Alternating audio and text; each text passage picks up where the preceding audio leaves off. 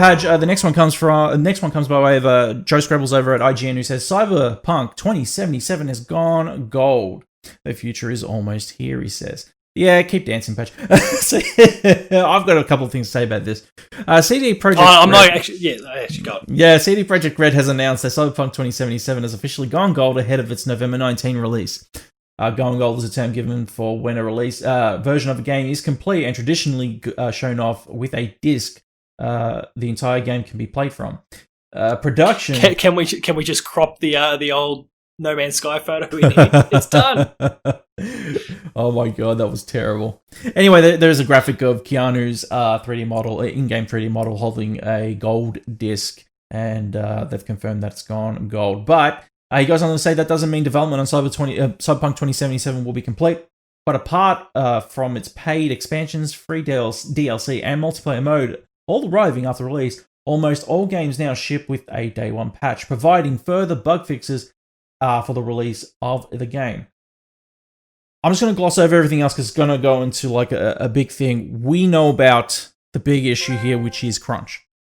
And there has been that big issue over the last couple of weeks while we've been away, that they announced that development is going into crunch time, where their developers are doing 6 days a week.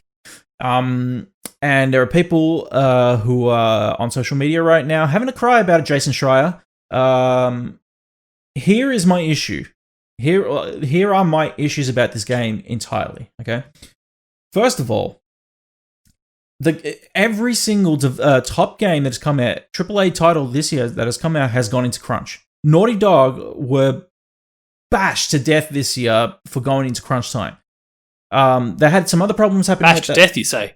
Yes. They had their problems. No more spoilers there. I'm not going to allude to stop anything. It. They were swinging a miss. But anyway, like... swinging a golf club. Look, the problem here is that a lot of AAA titles, they go into crunch. Whether we like it or not, they want to meet that deadline. And they have to meet that deadline. Or guess what? Their title, when that goes onto the shelves, if they don't sell that many, they don't earn profit. And regardless, if they don't make that crunch time, they don't earn profit. It's not going to become profitable for them to sell this game if they don't make it in time. A lot of people are like, oh, you shouldn't risk their lives. They're not risking their lives if they say no. And I'm sure that there'd be developers out there that would have said, look, I can't. And that's where they would end their relationship. Because you got to remember, most of these developers are also independent contractors, and they're hired for these projects. Yep. And if they can't do it, then they don't extend their contract. End of deal. Then the fact is, these developers that do are more than happy to sign on to that contract and keep going. Most of them are not Naughty Dog. They're not just one development studio. CD Projekt Red also has said that they hire independent contractors to work on these games as well with them. And here's the other thing too. And once again, I'll reiterate. It's the fact that if this does not meet its deadline, they can't pay their developers for that crunch time afterwards, or any of the time that they put into it, because they don't make money afterwards. And all this time they've been working on this title for years was for nothing. And that is the fact of it. So Jason Schreier can have all the cries that he wants, and he can go and type on Bloomberg and go, oh, they're having crunch time. But guess what? You're getting paid, Jason, for doing what you do, while these developers have to get paid for what they do. At the end of it, it becomes a matter of, okay, we got to get this done or else we don't get paid. And that's the end of it. That's the crux. The other important aspects of it is the only thing that sucks about this whole situation, as far as I'm concerned, is they did say, and they set out a goal that they would not do it. And they've had to do it. That sucks. It doesn't mean that they're bad. It doesn't mean that they've done anything wrong. Yeah. They would have understood when they slapped a November 19th release date on it. If, especially in a year where we've been decimated by a pandemic, that if anything went wrong and they still wanted to hit that release date, they were going to have to crunch, because Thanksgiving is a week afterwards and they can't afford another week. And that just, you're not going to lose an obscene number of sales, because people who are jazzed for Cyberpunk are going to get Cyberpunk regardless. Yep. But you could get some more if you manage to hit, you're a brand new release on the eve of Thanksgiving. Yep. Because it's the brand new game, it's front and center on the shelves. Grandma walks in. What's the latest thing I can buy my kids for Christmas? Cyberpunk. Done. Yeah. oh, that seems to be rated R. Who cares, Grandma? You bought him GTA 5. They're 10 years old. So, like, you know, it's the best thing sales-wise for them. Another important thing to note here, and look, I'm stealing this from other podcasts. It's Colin. He did the research. Oh, okay. So now, admittedly, he's one of the ones that actually got bashed by Jason Schreier in this whole. Yeah, he did. Yeah, but an important counterpoint that he raised, as much as Crunch sucks, it's not good, and there's got to be ways that we can find to avoid the issue entirely. Sometimes it happens, and it's not ideal. The thing that is so good about this situation is that Polish law dictates that they have to be paid. Yep. Another awesome thing about CD Projekt Red is that employees every year get, I think it's 10% of the 10% of the net profit of the company each year is divided amongst the employees. Yep. So they've got about 200, 300 employees. They project, and it may not work out this way, again, pandemic might affect things a little bit, but the projection is that they're going to make 500 million net this year. Yep. 10% of that, and then divide that between about 200, 300 people. That's $50,000 bonus on top of what they earned this year that goes straight into their pockets. Yeah. Do you know what the median? That's US dollars for the sake of this. Yep. Do you know what the median income is in Poland? No, what? $20,000. The bonus alone is 2.5 times the median income of Joe citizen in Poland. Right. And that's not even including their day-to-day, like their actual salary. They are getting an obscene amount of money for this, and the sacrifice they have to make. Admittedly, there's stories that they've been in some respects, pockets of the company have been crunching for a little while.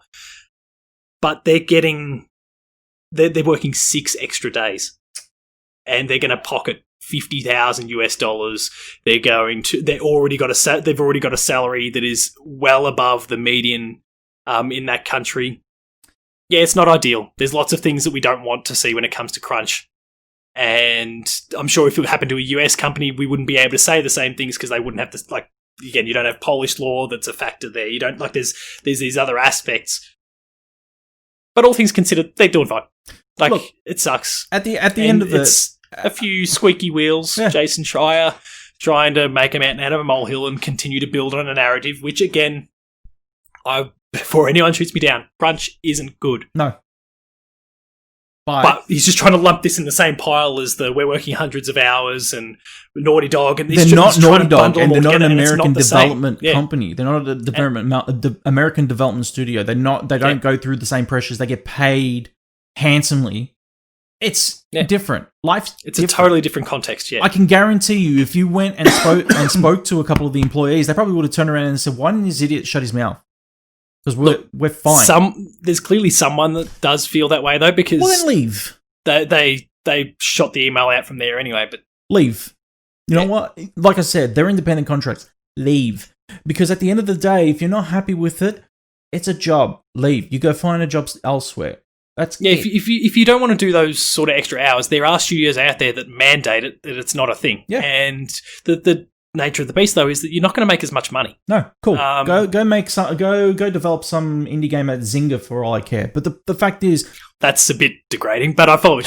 Hey, no, there's a big leap between indie game and then indie game at Zynga. Yeah, but no, there's a good indie game, but then Facebook's about to kill it.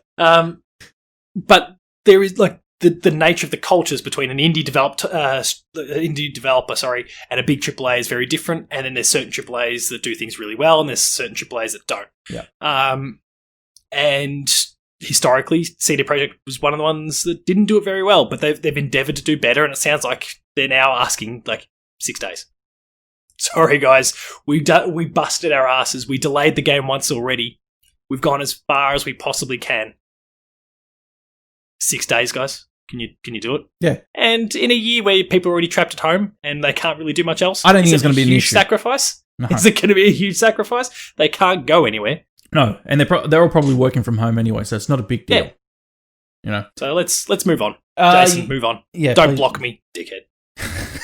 he's done a fair bit of blocking the last 24 hours. I'll tell you that much. Yeah. Poor Paris. God. Yeah, and what's her name from Prima Games as well? Their old editor from Prima Games as well.